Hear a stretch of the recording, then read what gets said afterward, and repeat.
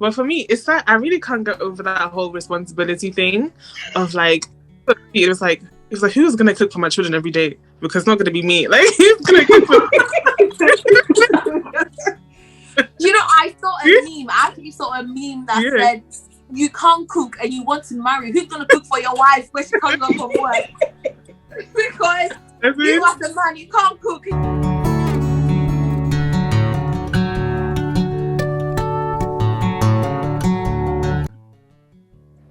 Okay, I think it's recording now. All right, so hi everyone. Hello everyone. We're gonna start our conversation on motherhood. I know none of us are mothers yet, but yeah. So we're gonna start our conversation, but we're gonna start with a quick game. So you can use the chat function. So I just have a few questions to ask about ourselves. It's just like 3 or 5 questions here. So you can put your answers in the chat. So the first one says, which one of us will be the fun mom? Which one of us is going to be the fun mom?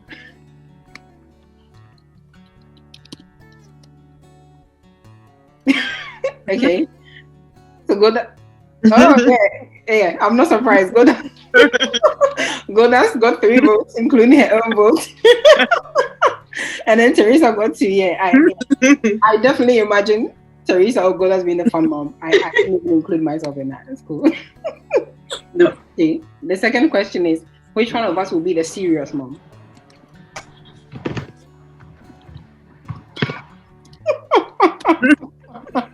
It's all right. There's nothing wrong with being serious. Yes, I won. Hands down.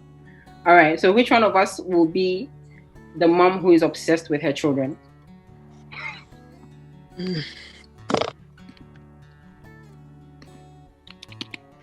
I'm just going to vote for myself.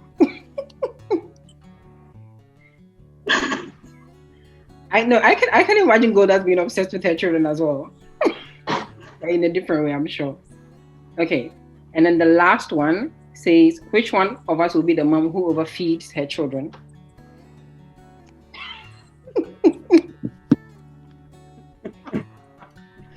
Mama, you said you. Yeah, I feel like I'm going to overdo it as well. 100%. But that's all right. Okay. So now that we're done with this mini quiz / icebreaker. So I wanted us to start our conversation with our expectations of motherhood. Yeah. What do we think motherhood is going to be like when we think of motherhood? What are some of the things that come to mind? Anyone can talk about it. For me, it's like your life is not your life anymore. Like it literally belongs to someone else, and you can't be selfish or little things like you can't say it's Saturday now you wanna rest. It's Saturday, you wanna lay in bed. You can't do that. You know, your life is. It's true. I agree. I think of a similar thing as well. When I think of motherhood, I think of your life being dedicated to someone else for the rest of your life. Yeah, that's basically what comes to mind. And obviously, being able to care for someone wholeheartedly as well. That's like, yeah. Kidney and Godas, what do you guys think? I said babies, but then again, I thought it's like some people become mothers without necessarily having babies. So like some big sisters assume the roles of motherhood and their children are not even theirs. It's like it's for someone else. But then so it goes back to what you guys said. It goes back to responsibility because it's like they're always putting the younger ones ahead of this. So I think motherhood is basically a game of sacrifice. Like once you become a mother, it's like just get ready, your life is finished. But there's some people who can have it all too. It's like they're mothers and they're fabulous. Yeah, it's true. Yeah, I agree. I think when I think about motherhood, the first thing that comes to mind is grace. It's basically what Teresa was saying. I think as I'm growing, I'm sort of understanding more what my mom used to do compared to when I was younger. And I think when you become a mom, you actually understand why your mom did not allow you to do certain things, or your mom used to do certain things. I think it just helps you to mature and really, really become aware of the woman that you are. Yeah, I really agree with that. So like, I know from our own like personal like point of views, what expectations do we have as individual like people for ourselves in terms of motherhood? What expectations, or what is it that we're looking forward to when it comes to being mothers in the future? I'm looking forward to the fact that my children will listen to me, because I listen to my parents. I'm sorry, but I listen to my parents. So my children have to listen to me. By force, yes. Yeah, because you're told that in like when you're growing up, you're like, yeah, what you reap is what you sow. So it's like, if you're a bad child, when you grow up, your children will be bad children. So please, I listen to my parents. My children better listen to me. It doesn't always work like that. I don't think it's going to work like that. Teresa and Kini, what do you guys think? I'm looking forward to the bond. I have a really strong bond with my mom, and I love it. I really, really hope that I'll be able to have that same bond with my children. That have that relationship, mother and child relationship.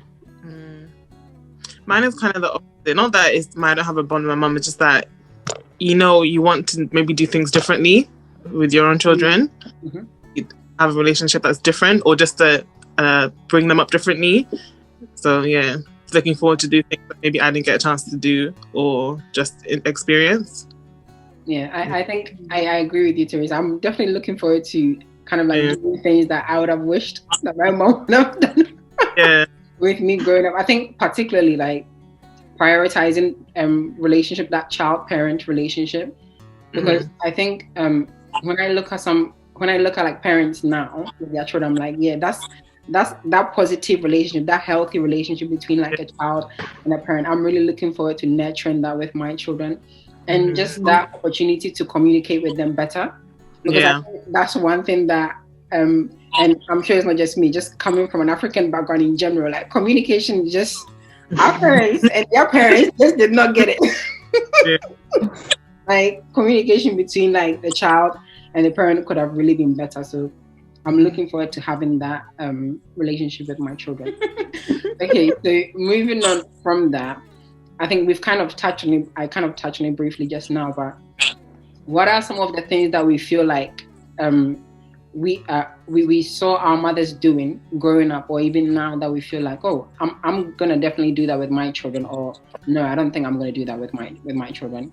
So like, what are some of the things that we feel like our moms did when we were growing up, or even things that we're doing now that we think, oh, that's really good things that I'm going to carry on doing with my children, or these are things that I'm not gonna go there when I have my own children, I'm not gonna do it with them. I think one thing I'm definitely going to do that I've picked up from my mom is transparency. I think my mom have always been transparent to me and my brother, like about anything. Sometimes mothers, parents in general, it's really, really hard for them to speak to their children about maybe certain issue that they're going through. But I think my mom was able to be really, really transparent with us. I think that's what helped me to have a bond with her, because I felt like if she's open up to me, then I can also open up to her about anything I'm going through. That's one thing that I would definitely want to do. Yeah. Another thing that I would not do is having clear communication. As much as she was transparent, or certain things she couldn't be. So like sex topic, she could never talk to me about that. She would not explain to me anything about that. So that's one thing that I'd have to do with my kids. Yeah, I think I'm on that with you, Katie. I think I'm definitely looking forward to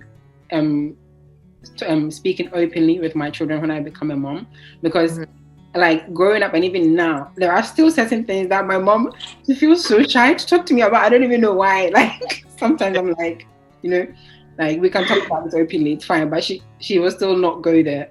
So I'm definitely looking forward to being open and speaking to them about things. But I think one area that I'm definitely not going to do, which my mom used to do a lot, is to say things like, because I said so.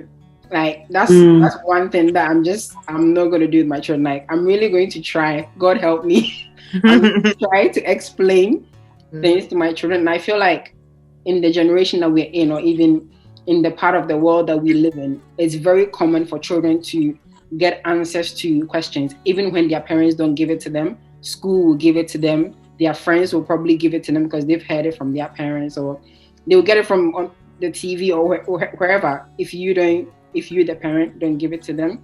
And I think one thing as well, that one advantage from having open conversations with your children as a mom is just you kind of being able to give them the truth instead of them taking it, instead of them getting it from somewhere else and it may be blurred or whatever. So that's one thing that I'm going to do more with my children.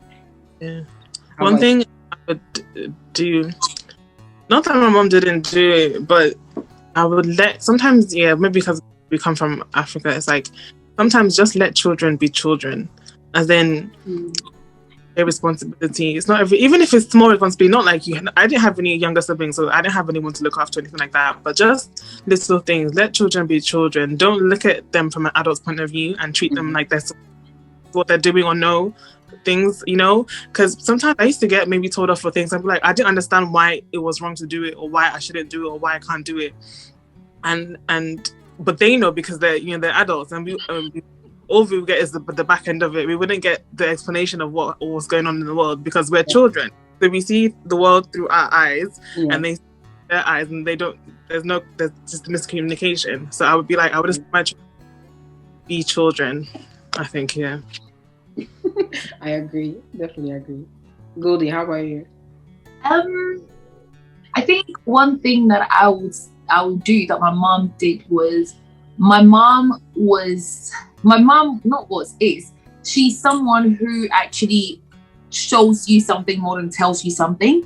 So for example, like she would say things like, oh yeah, it's important to go to church or to pray or to give or to do things, but then she actually would show you. So one thing I think I always tell people is my mom was the person that actually, it wasn't a pastor that explained to me the need to give offerings or like to pay tithes or whatever, because at a very young age, I would always see a weekend that my mom would actually like take money and give to us and be like, this is for offering, this is for this. And like, she would do things that she wants you to learn rather than say things that she wants you to learn. So in that way, I'm like, okay, cool, this is it. So then I can do it. So I would live what I want my children to be than just to say, be this and then not live it. So I think that's one thing that I would take from my mom. And I don't know, it's very hard because when I think about my mom, I feel like she does everything, but let me just try and okay, maybe one thing that I wouldn't do is, okay, so my mom and my dad run a business, and they're very quite like they are like somewhat busy, and I think at some point in my life I wasn't living with my mom, but then I was talking to her all the time. So like, okay, so she traveled so that, to get things better, and then like we were living with my dad, but then it was like some of my aunties that took care of us. Then I felt like I was always talking to my mom, so it wasn't really anything different. So maybe, like, not maybe, okay, what I wouldn't do is when I'm not able to physically be there for my children, I'm going to make sure that the people that are there for them are exactly like what I can trust. So like, let's say, for example, like, let's say you guys here, like, we form like a form of sisterhood or whatever. So maybe if I'm leaving somewhere, I'll be like, okay, I'm going to give my children to Katie. I trust you to be able to take care of my children for me. But then it's like her not being there, the people that we were left with were not exactly like the example I was seeing. So it kind of made a bit of a difference to my upbringing. Yeah. No, I really, like, I don't know, I really resonate with that, because I think, I don't know about Teresa, but I feel like myself and Kenya as well, and Goda's just shared, we've all kind of been raised by people that are not our moms for a brief period of time in our lives. Mama, I think you as well, probably. Like, no. My dad wasn't in England, so it was opposite. Yeah. So like, I remember growing up, my and due to work as well, I lived with my grandma and my auntie for a really long period of time. And even though my mom would kind of like come in and out, like she would come back from where she had to travel for work, stay with us for like a week or two, and then she would go back again for quite a long period of time. So for like years, I was living with my grandma full time. So most of the time when I'm talking, I'd be like, my grandma raised me for quite a long period of my childhood. So I think, like, I was about to ask a question about how motherhood has kind of like evolved over time. And I think like in our like African background, that's actually one area that has actually evolved, that how extended family can support in taking care of children, and how extended family form that motherhood bond. So before, I remember growing up, it wasn't just my mom that was like my mother, you know, even though she was my biological mother. All my aunties were my mom, because they were all taking part in taking care of me. My grandma was taking part of it, and even my dad's side, my aunties on my dad's side were part of that, because I would have to go spend vacations with my dad's side of the family, and they were the ones doing this, taking care of me when I was there. So I've kind of like grown up with all those different influences.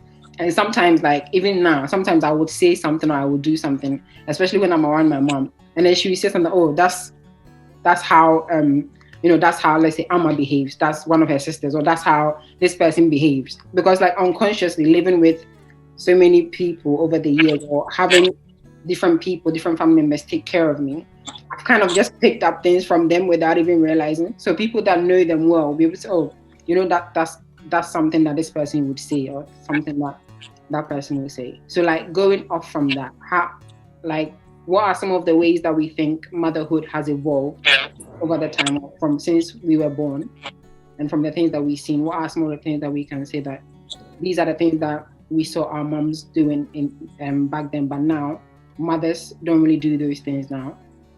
Do you think there's anything in particular? Now mothers work. Before, mothers were not working. You know, our mothers worked. Yeah, they did work, but then it wasn't like our fathers would, if it makes sense. Like in a way, it's like the men were still expected to, you know, in Ghana there would be like kwakwanso or things like that. It was men that could do that. It was men that could take long trips and then come back, or things like that. But then the woman will be home, even if it's like just a store in front of the house, and then they'll just go and sit in front of the house and, you know, sell, and come back home and then feed the children or do whatever. But then now mothers are working. Now mothers are the head of the family, instead of like, you know, men being like the head of the family. It's like it's gone this way. Like mothers would be like, I can do it on my own. When we were growing up, single parenthood wasn't something that you would so much feel. Even if your dad wasn't in your life, as you're saying, the community would raise you that you don't even feel like you're in a single parent household. But now, if you're in a single parent household, you can actually really tell that you're in a single parent household, and it's like mom has the dad's voice and the mom's voice. Yeah. So I think that's what has changed for me. Like mothers are actively working and not just being housewives. Whereas in the past, it was the man would find something, give to the woman, and be like, oh, start this business. But then like it wasn't really work. Even though she was working, she was doing something to keep her busy. Yeah. No, that's true. I agree with that. Yeah. What do you guys think, Teresa and Katie? Yeah, I agree. I mean, looking back, my mom used to work, but it was just maybe like a part-time job, a maximum 2 hours, and then that's it. But now she'll work way more than that because she has to, you know. Yeah. Maybe at that time she was okay with the fact that she'll just do 2 hours and my dad will sort everything else. But now I think, like you said, as Goldie was saying, things have changed, and I think their mindsets as well have changed. Yeah. Maybe at first she will be fine for the man to take care of everything, but now she feels like she needs to contribute. She feels like she wants to have her own thing that she's also doing. So yeah. Mama, what about you? I don't know. You guys, I didn't grow up around many children. Like I didn't grow up with cousins or younger people around me. So I don't really have that, or even aunties or anything like that. I wasn't close to my family or extended family. Okay. So I don't really have of knowing a lot of women that are mother, unless my mum's friends, you know, but those are all like older ladies as well. So it's still my mum's generation. So I don't know what it's like now. Yeah. No, yeah. I get you. And I think us kind of like being in the diaspora has had an impact on that as well. Because imagine if our parents were living back home when as we're growing up, and if we're living in Ghana now or in Nigeria now, I don't know, sometimes I feel like our perceptions of motherhood would be a bit different to now, because now I like, sometimes when I think about it, I feel like motherhood like even having children has become a bit tactical, because the other day I was having this discussion with one of my friends from church, and then he was like, now if you're gonna have one child, like childcare now costs like this much, so you need to think about how long it's going to end. And we were talking about it. It was so funny on Twitter, and it was this old man walking into, it was like a graduation, like a high school graduation, and this old man was walking in like in his cane, and the caption was like, "Oh, me walking into my kids' graduation because I had them at 40," because it's true. Later. Yeah, everything is so planned now. Like you can't have a child by accident. Yeah. You would want to have the child to have the child. Exactly. Like, and I think that's one thing that was different before. Like before, I feel like our parents or even the generation before them would just have children because that's the norm. Because you're not the only one raising that child. You can't use work as an excuse. You can't use childcare expenses as an excuse for not wanting to have children. You could have 10 and you would have so many people to care for them. But now, even the one, when you have one now, you're kind of like planning, how to make sure that things are done in a way where you're not losing out so much on your career, but at the same time, you're not losing out of being a mom. And I don't know what you guys think, but I don't know, that makes me really feel some type of way sometimes because me that I want a dozen children. I feel like it's like you have to kind of like intentionally, kind of plan when it comes to like not wanting to miss out on being a mom, and at the same time not wanting to miss out on building an empire for yourself or something. It would become like a shocker to people though. Like let's say what if you plan for one and then you're carrying about 3 or 2 at a time. Exactly. Exactly, and I feel like here, like us being in the UK or wherever else that you are, if you're not in Africa, it's not as easy to get family members to care for your children, even when you're in the same country as them, because they're also working. Like for example, you don't like, even if my aunties or uncles were here, people are working. In Black American movies, I don't know whether that's the thing, but then I feel like Black American movies are more like African settings where I feel like there's always the aunties and the grandmas that are available to take care of. I was going to say that too. I think so maybe it is different. Maybe in America, people have easy childcare, whatever, because they always seems to be the aunties or whatever that are available in their movies. I mean, that's what they portray. Nigeria, even if it's not family, it's easy to get help, to get someone to come and live in the house and help you out with the kid, or help with the house if you want to take care of the kid. So I think it's much easier, not easier, but if you have the means for it, it's easier to have kids in Africa for sure. Yeah. Because cost of living, and we have that culture of maybe, like I said, of having help. You're not going to be in the house by yourself if your husband is. Yeah. Right. I agree. I really agree. Yeah, I was gonna say that here. I think here is different because Italy. I feel like people don't plan; they just have the kids because they will just have as many as they want. Because, like Godi was saying, you have someone, even if not really like you're related to you. It's not your sister. It's not your brother. She's like your auntie. They'll come and take care of the child because people resonate with each other. So, like, let's say we are the Ghanaians here, or we are Nigerians here, or we are the Ugandans here, we are the Spanish people here, so let's be family. That's it. Yeah. Exactly. And I don't feel like it's the same here. UK is just tight. The UK is too hard. Everybody's trying to get money.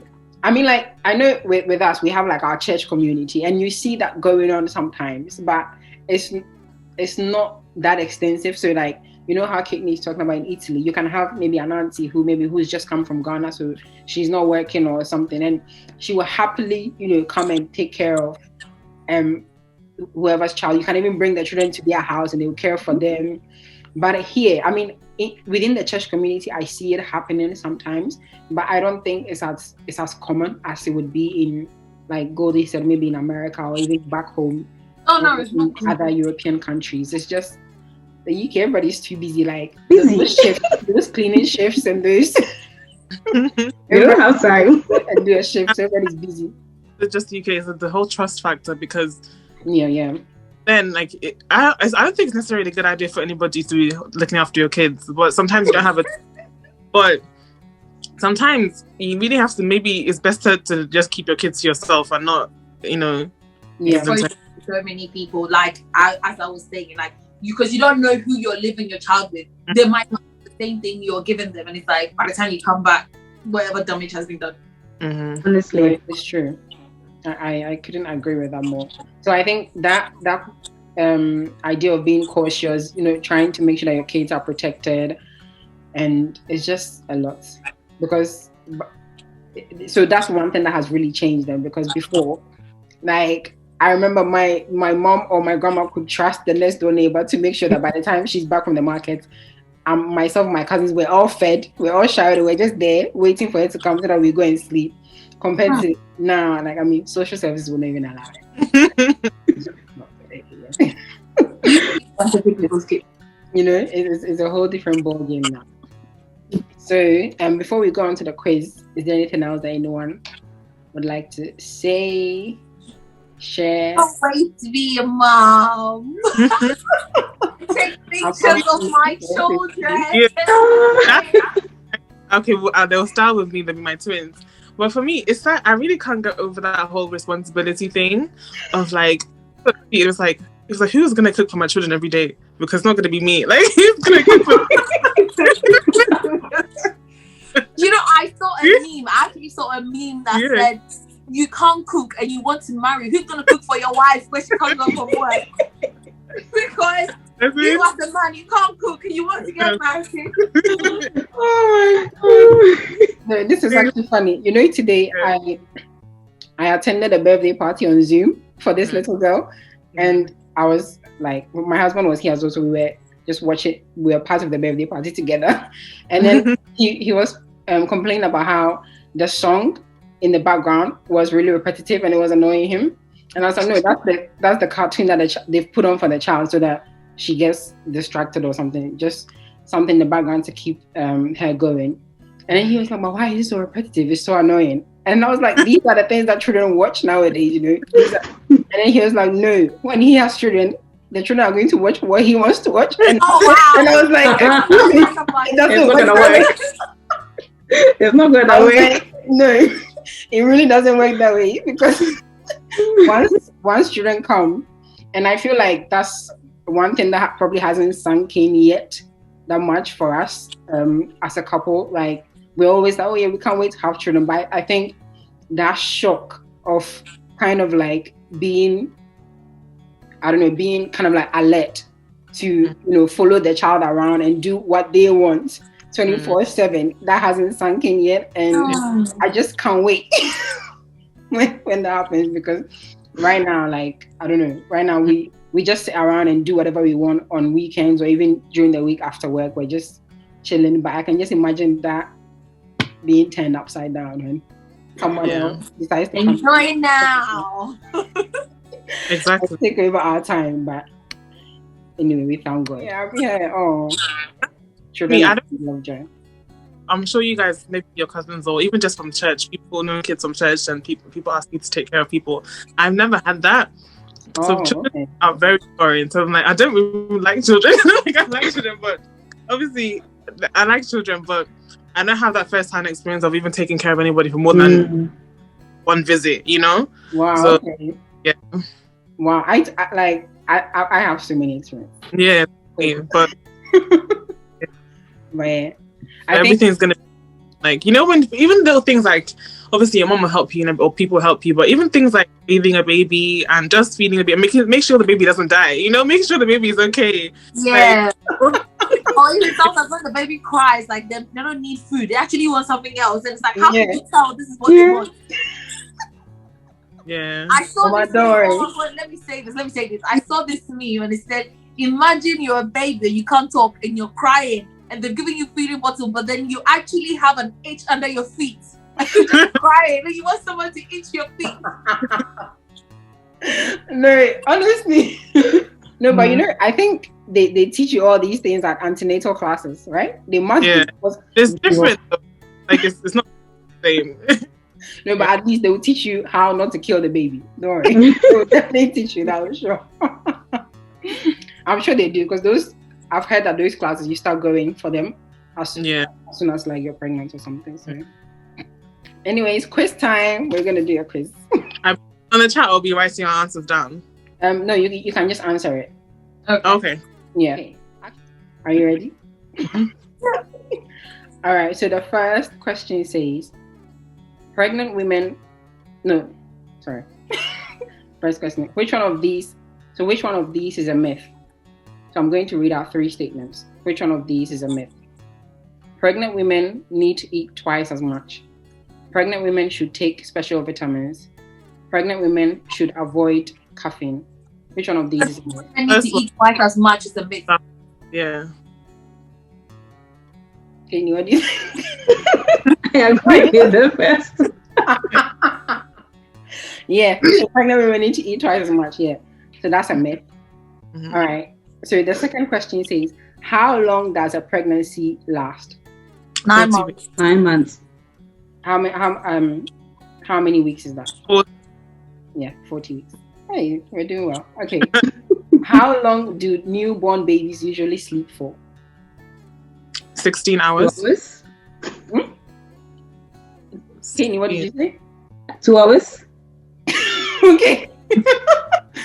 Teresa said 6. I would go for 12. Okay. It's between 14 to 16 hours. Okay.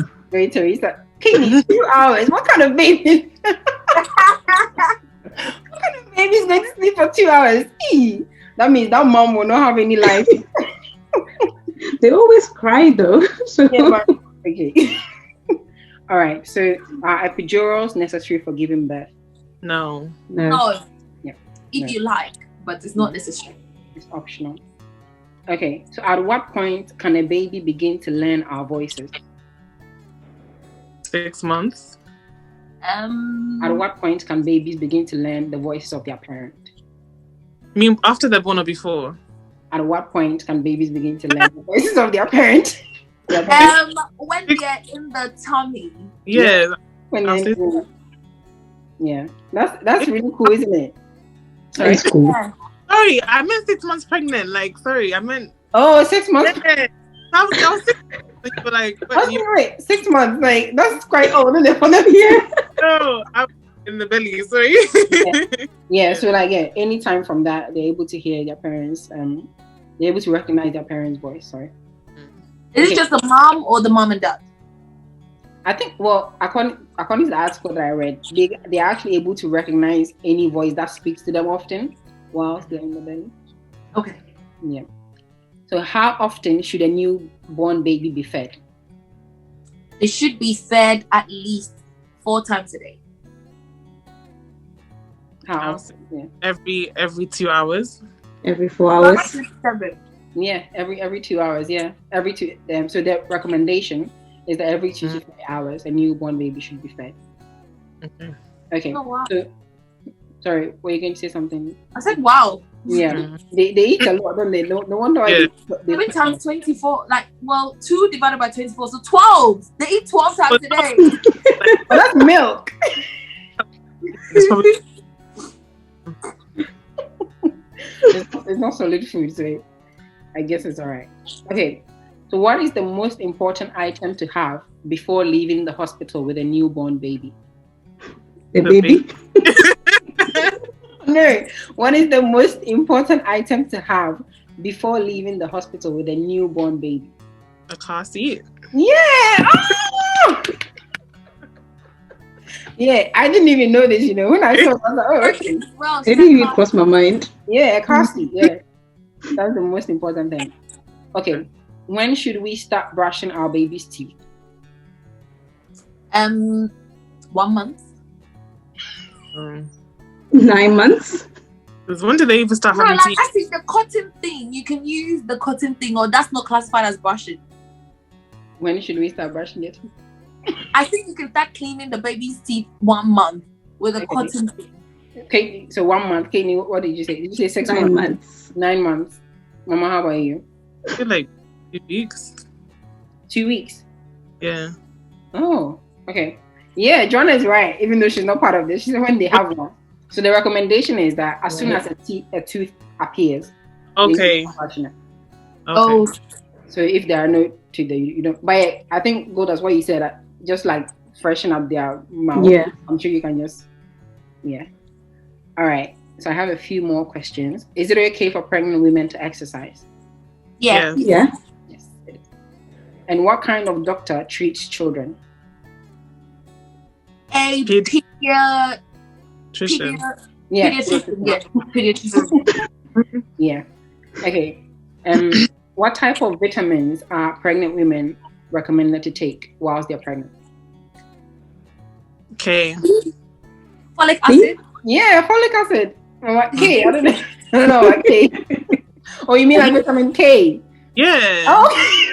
What are you thinking? I was like, wait, what's K? No, yeah, but folic acid. Whatever. Okay.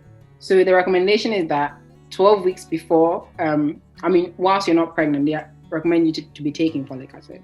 But then once you're pregnant, you're meant to take it. You won't take it until you give birth, I guess. Joanna said VitaCare. Is that like a brand or something? Maybe that's like a brand of vitamins. Okay. I have 3 more questions. Can pregnant women eat chocolate?